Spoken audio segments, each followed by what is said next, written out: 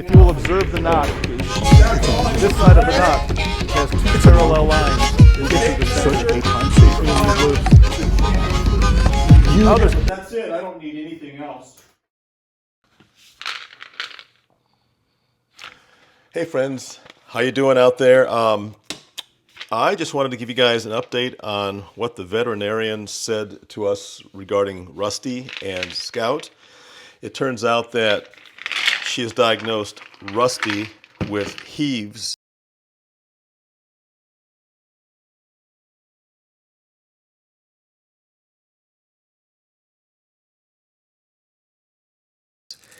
Which is a respiratory type disorder, and she prescribed basically an antibiotic. It's Bactrim, and they each get 10 tablets.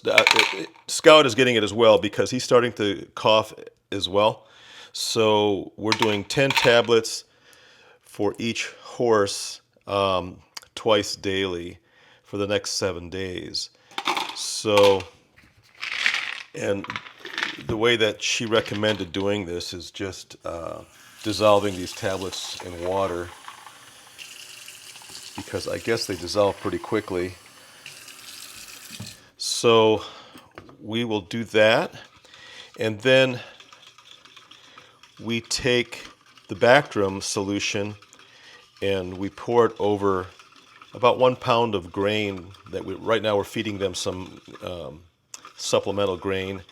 So we'll put this over the grain before we feed them, and they'll get their dose of Bactrim that way. And hopefully after 7 days, you know, any kind of infection will be gone. But from what I understand, heaves will be with Rusty for his life. And so she's also given us it's probably going to be a daily thing for him. It looks like it's an antihistamine type of a drug for horses. So this is supposed to be something that will treat the upper respiratory system. Hopefully make him more comfortable. She encouraged us to ride him. It's not like, you know, he's confined to bed or anything like that. She said riding would actually be good for them. Getting their lungs moving, getting air moving through in and out of the lungs would be a good thing. So that was encouraging to find out. She also told us that the person who sold us the horses was probably lying about their age. She estimated that they're probably around 15 years old, which is at the high end of their prime, but that's okay. They're good horses. They're good looking. They're healthy otherwise, and we'll take good care of them.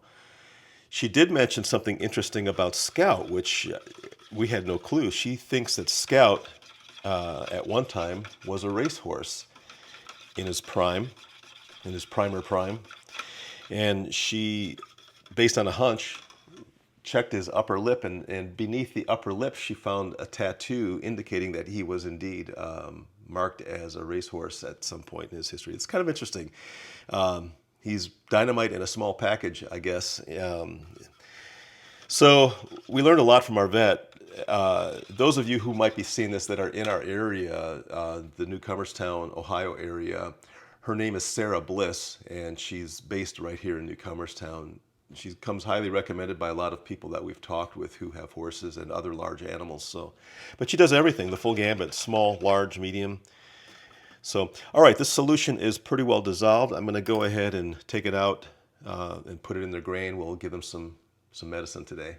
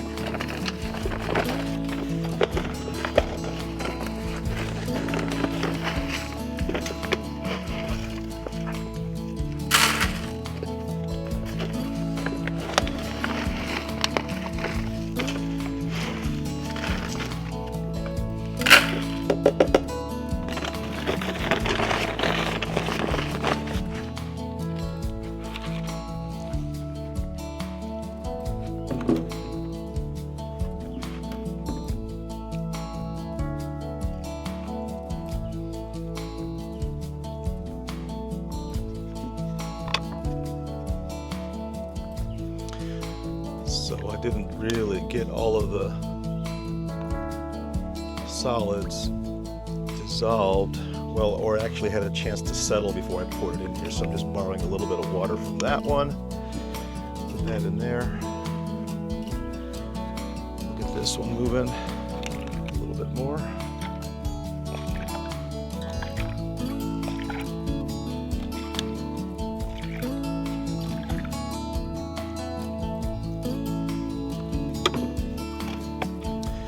All right.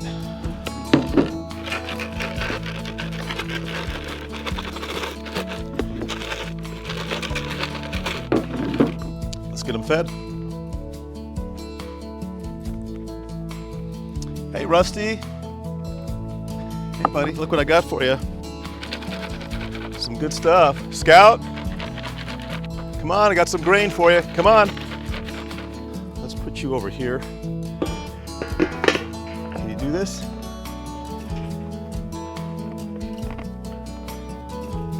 Yeah, I don't want you to dump it all here. Let me just set it on the ground for you. Come here, let go. Here.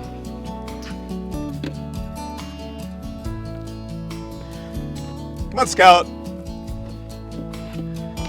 Let's go.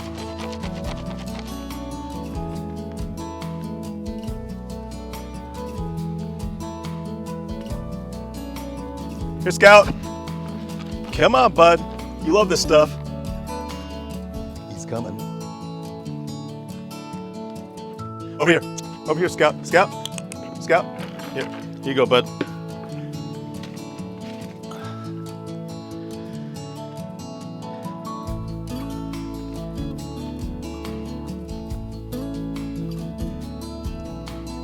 So another interesting thing that our veterinarian told us is that these upright hay feeders, like the one we're using back here for them, is positively linked to upper respiratory diseases. And it has to do with the fact that she said, and I'm sure I'm going to butcher everything she said, but that horses are designed to eat at ground level, not at an elevated level. Their whole anatomy is designed for them to be grazing. And so this idea of putting hay in a raised feeder like that is convenient for us humans, but not so good for the horses. So we're probably going to come up with a different solution. We're not sure yet. We talked about taking the legs off of that feeder up there, but the problem is if we do that, it makes it lower. They may tip it over. They may get their feet in it. Who knows what could go wrong with that idea. So for the time being, probably what we'll do is we'll let them finish up what's in that right now, and then we'll probably just feed them a few squares of hay at a time on the ground and let them eat the way they're designed to eat.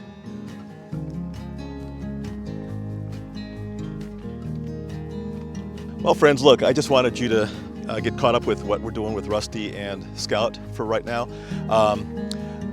And I think that this was really educational for us. It was definitely worth the time and the money that we spent. She's a busy veterinarian. She didn't get to our house till late evening, and she'd been up since 5:30 that morning, I believe. So she seems really dedicated to her work. We trust her with our animals, and that's an important thing. So now that we know what to do, we feel a whole lot better about having these guys here. So hey, y'all, be kind out there, love one another, spread that love around.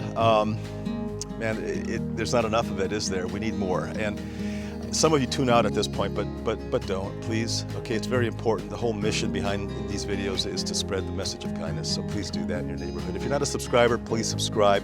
Please hit the like button if you like the video, and most of all, leave a comment so that I can engage with you in the comments section. Leave me some tips and advice, things that you've learned about raising these animals, and I would greatly appreciate that. So that's about all I have, folks. So from SM Heartland and Heartwood, this is Wayne Polson. I'll talk to you in another video.